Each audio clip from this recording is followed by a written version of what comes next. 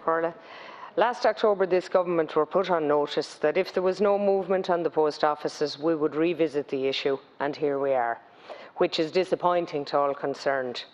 This motion calls on the government to introduce an interim solution that will be effective and deliverable from July 2021 to guarantee the current post office network and prevent any further closures. Provide long-term certainty in order to enable postmasters to invest, develop and grow their businesses. Ensure that all citizens have full access to important services they provide. Designate the post office network as the offline gateway of choice for citizens availing of state services due to its unique nationwide network and existing strong relationship with offline citizens. Reinvigorate the post office network by extending the services which post offices provide and by retaining existing services such as social welfare payments. Commence the provision of offline government services with the availability of motor tax renewal through the post office network, and give recognition to the existing post office network as both a rural economic lifeline service and a locus for future development of financial services outside of the existing banking framework. All of the above objectives are achievable with focused, dedicated and determined action. The post office sector is a vital piece of infrastructure to many rural and regional communities. Almost 950 post offices exist right throughout Ireland. They vary in size and in the services they provide.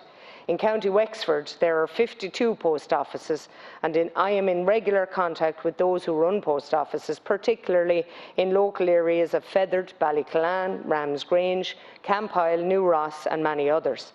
It's clear that the rural post office plays a crucial role in community life. Unfortunately, it is becoming more of a struggle for postmasters and postmistresses to make a sustainable living from their work. Post offices throughout Ireland provide a vital service to hundreds of communities and millions of people. Not only do they provide vital services, but they also are a warm, helpful and friendly face for the people in the local community.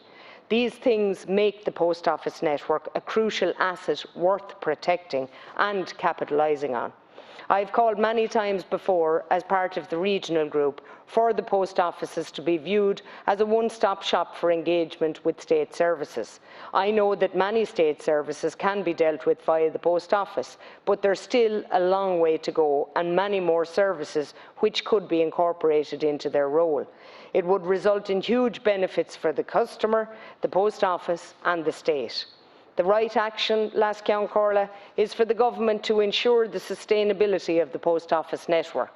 When someone retires, there must be conditions in place to encourage new entrants to take their place to keep the service alive. This may involve emergency investment, but even more importantly, it requires the role of the post office network to be expanded to allow the network greater opportunities to sustain itself. In recent correspondence with An Post, they highlight that the recent announcement that Bank of Ireland customers would be able to avail of banking services in post offices is proof of An Post's value in local communities. More than 500 post offices nationwide are situated in locations without a mainstream bank. The development does show how important the post office network is. The Grant Thornton report makes the point that the post office network remains a highly valuable national asset which contributes far more to the economy than the cost of the public service obligation, or PSO. They say that protection and expansion of the network would result in an estimated social value for Ireland of between 344 million and 776 million. Post offices need opportunities to develop. They need to provide as many useful services for people in local communities as they possibly can. They need to be seen as the go-to place for people to engage with state services. The financial services market needs competition in order for consumers to be able to get value for money. The post office network is ideally placed in order to be able to provide an alternative in this market.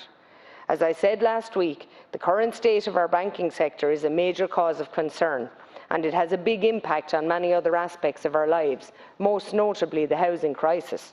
We've seen Ulster Bank and KBC leave the Irish market. I believe there is a more important role for post offices and credit unions in our financial sector. Hopefully, it will lead to a situation where a healthy and vibrant banking sector can develop in a sustainable way without the need for the state to again provide rescue supports. Competition in any sector mainly benefits the consumer. The current lack of competition in the market is bad news for the consumer. Lack of competition only reduces the number of products available, but it also means that the remaining firms have less incentive to provide competitive deals to consumers. Overall, I hope that we will see cross-party support for the proposals set forward here today in aiming to revitalise and further modernise the Irish post office sector. Thank you, Count Corr.